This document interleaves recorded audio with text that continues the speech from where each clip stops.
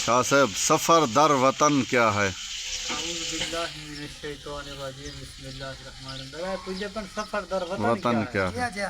سفر در وطن سلسلہ نقشبندیہ رحم اللہ امام صاحب سلسلہ نقشبندیہ کی ایک ٹرم ہے جس کے مطابق انسان کی تخلیق کی طرف اشارہ ہے. انسان کی جو تخلیق ہے وہ اس جسم مادی جسم کے ساتھ نہیں ہوئی. انسان کی تخلیق اس کی ملکوتی تخلیق ہے. انسان کی پہلے روح اللہ تعالیٰ نے امر ربی سے اس میں داخل کی، پھر اس کو جسم ملا اور انسان ماں کی پیٹ سے بطن سے ادھر دنیا میں وجود میں آیا. تو اس حوالے کی طرف اشارہ حضرات نقشبند رحمہ اللہ تعالیٰ کہتے ہیں کہ انسان کو اپنی آخرت اور اپنی جو زندگی پہلی ہے اس کو پہچاننا چاہیے، اس کی طرف سفر کرنا چاہیے. قرآن کریم میں بھی آیا ہے کہ انسان تیری منزل جو ہے نا تیرا رب ہے، آخری منزل انسان کی رب ہے. تو اسی طرف لوٹنا ہے، اسی کی طرف رجوع کرنا ہے، اسی کی طرف اپنا دل لگانا ہے. اور حضرت پیر میلی شاہ صاحب فرماتے تھے انسان کی تخلیق کے بارے میں، کن فیکون تک کل دی گل ہے اسے اگے دی پریت لگائی. کن فیکون تک کل دی گل ہے اسے اگے دی پریت لگائی.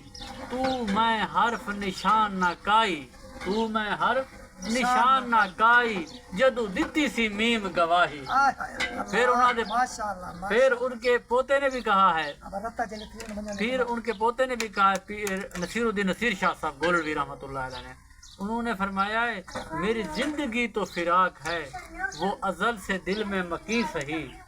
میری زندگی تو فراق ہے وہ ازل سے دل میں مکی سہی. وہ نگاہ شوق سے دور سہی رگ جا کے لاکھ کرے سہی. تو وہ ازل سے دل میں بچے ہوئے ہیں. اور یہ بھی فرما رہے ہیں کہ یہ انسان کی تخلیق یہ نہیں ہے. انسان اپنے اصل کو پہچانے اور اپنے باطن میں سفر کرے اور بری عادات کو چھوڑ کر نیک عادات کی طرف آئے، اخلاق رذیلہ کو چھوڑے اخلاق حمیدہ کی طرف آئے، اپنے اصل کو پہچانے. انسان کی اصل تخلیق ملکوتی ہے، آسمانی ہے، زعفرانی ہے، یہ زمینی نہیں ہے.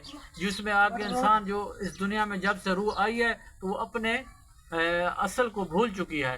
تو اس کو ذکر کی بنیاد سے یاد تازہ کرتے ہیں، یاد سے اس کی اللہ کی یاد سے اس روح میں طاقت آتی ہے، پھر وہ پرواز کرتی ہے اپنے اصل وطن کی طرف. تو ہمارے سلسلے میں ہمارے جب مرشد کریم نے مجھے ذکر ادا کیا، ذکر نعت فرمایا، تو مجھے یاد ہے وہ دن آج. مجھے بتا لینے دے، کوئی اس میں دو رائے نہیں ہے. مجھے وہ آواز اپنی روح کی محسوس ہوتی تھی، ذکر کی، اللہ اللہ کی آواز آتی تھی جیسے کوئی پرندہ قید میں ہو. تو ایسے ہی روح کی زندگی ہے انسانی جسم میں جیسے پرندہ قید میں ہوتا ہے. اور جب انسان اس دنیا کو چھوڑتا ہے تو پھر روح وہاں پرواز کرتا ہے اپنے اصل کی طرف. تو اسی روح کو اپنے اصل وطن کی طرف لوٹانے کے لیے یاد کی طرف سے، تاکہ جس سے جسم سے نکلے اور اپنے اصل کی طرف جائیں. وما علینا الا البلاغ.